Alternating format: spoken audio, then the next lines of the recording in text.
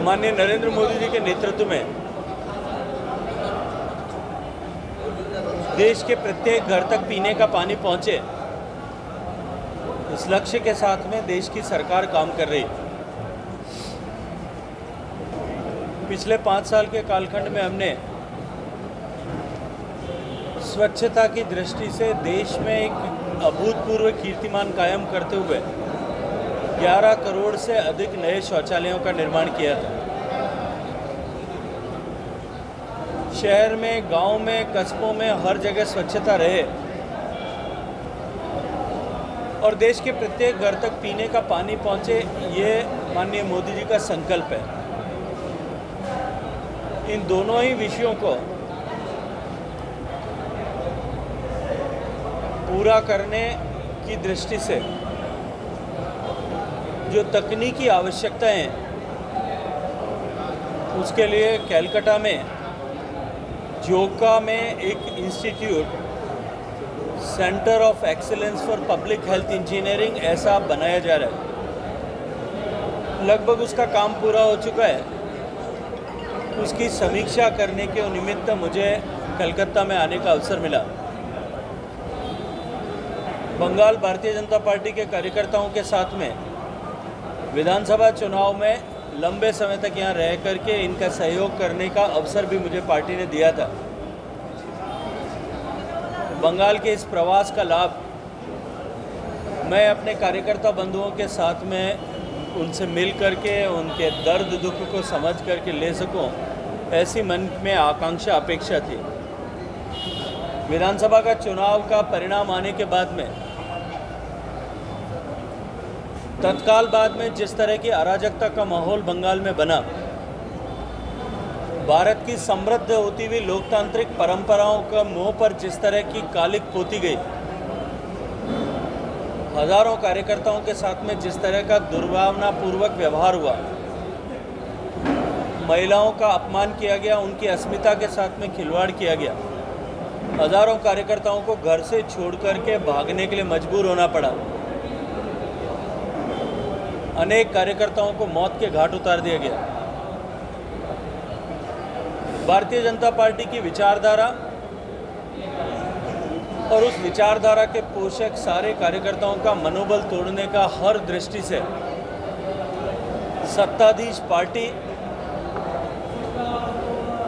Party के पोषित गुंडों ने सरकार और प्रशासन के संरक्षण में ये सब कुछ किया है। और वो जो एक सीरीज ऑफ पॉलिटिकल वेंडेटा जो 2016 के और चुनाव से प्रारंभ होकर के 2019 तक जिसने एक लेवल को अटेन किया था, 2019 के भारतीय जनता पार्टी के उत्कर्ष के बाद में जो विद्रूप रूप उसने धारण किया, 2021 तक उसका क्रूर चेहरा देश भर के लोगों ने देखा था। लेकिन 2021 के चुनाव के बाद में जिस तरह की घटनाएं की गई, लोगों का इस लोकतांत्रिक व्यवस्था में बंगाल में हुए अनाचार के कारण से देश के 130 करोड़ लोगों का सिर शर्म से झुका है। और ये संकट अभी समाप्त नहीं हुआ। मुझे जैसी जानकारी दी गई, इस बैरकपुर में भारतीय जनता पार्टी के कार्यालय पर पिछले दिनों में भी, कल भी इस तरह के तोड़फोड़ की घटना हुई थी। लेकिन मैं एक बात आपके माध्यम से कहना चाहता हूं कि इस तरह से दुर्भावनापूर्वक किया गया अत्याचार, अनाचार, ये भारतीय जनता पार्टी के संकल्प को न दबा सकता है न कुचल सकता है। हम जब सरकार में बनाने के लिए चले थे, हमारा लक्ष्य केवल सत्ता की प्राप्ति नहीं था। हमारा लक्ष्य था कि हम बंगाल के खोए हुए अतीत को वापस लौटाएं। हमारा लक्ष्य था कि हम बंगाल की गरिमा का पुनरुद्भव करें। हमारा लक्ष्य था कि हम बंगाल के युवाओं को रोजगार दिला सकें। हमारा लक्ष्य था कि हम विकास की दौड़ में पिछड़ रहे बंगाल को वापस गति प्रदान कर सकें। हमारा लक्ष्य था कि हम बंगाल की माताओं बहनों की अस्मिता की सुरक्षा कर सकें। हमारा लक्ष्य था कि हम बंगाल के युवाओं को रोजगार दे सकें। वो लक्ष्य जब तक प्राप्त नहीं कर लेते तब तक भारतीय जनता पार्टी के कार्यकर्ताओं की ऊर्जा को न तो दबाया जा सकता है न कुचला जा सकता है। अंततः सत्य की विजय होगी और भारतीय जनता पार्टी जो 3 से लेकर के और 25 गुना वृद्धि जो भारतीय जनता पार्टी ने की है, आने वाले समय में भारतीय जनता पार्टी निश्चित रूप से बेहतर प्रदर्शन करते हुए सरकार बनाने में कामयाब होगी।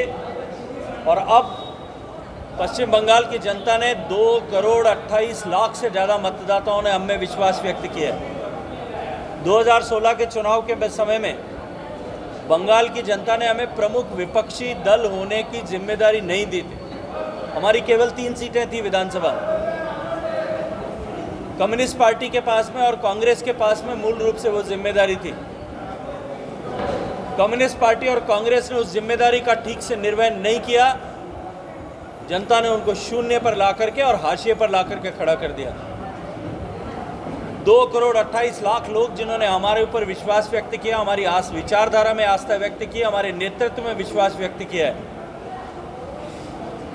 उनकी अपेक्षाओं पर खरा उतरना हम सब भारतीय जनता पार्टी के चुने हुए जनप्रतिनिधियों के, देश भर के भारतीय जनता पार्टी के कार्यकर्ताओं के, पश्चिम बंगाल के सभी भारतीय जनता पार्टी के कार्यकर्ताओं के कर्तव्य है, जिम्मेदारी है। हम इस जिम्मेदारी का बखूबी निर्वहन करेंगे। जनता ने हमें 77 विधायक चुनने का मौका दिया। जनता ने हमें 18 सांसद चुन करके दिए। हम पश्चिम बंगाल की जनता की अपेक्षाओं पर खरा उतरते हुए एक प्रभावी विपक्ष की भूमिका निभाएंगे और इस अराजक सरकार को विधानसभा के पटल पर और सड़क पर अराजकता का नंगा राज रोकने के लिए हर कदम पर संघर्ष करेंगे।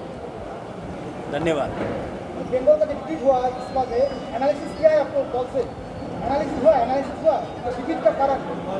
देखिए, भारतीय जनता पार्टी में हर एक जीत, हर एक हार राष्ट्रीय स्तर पर, प्रदेश स्तर पर, स्थानीय स्तर पर, इन सब विषयों की जुलुम, गुंडागर्दी, लूट ভারতবর্ষের সাংবিধানিক সংস্থাকে মানছে না। সবার একটা শেষ আছে, এদেরও একটা শেষ হবে। এই শেষটা এখান থেকে শুরু হবে।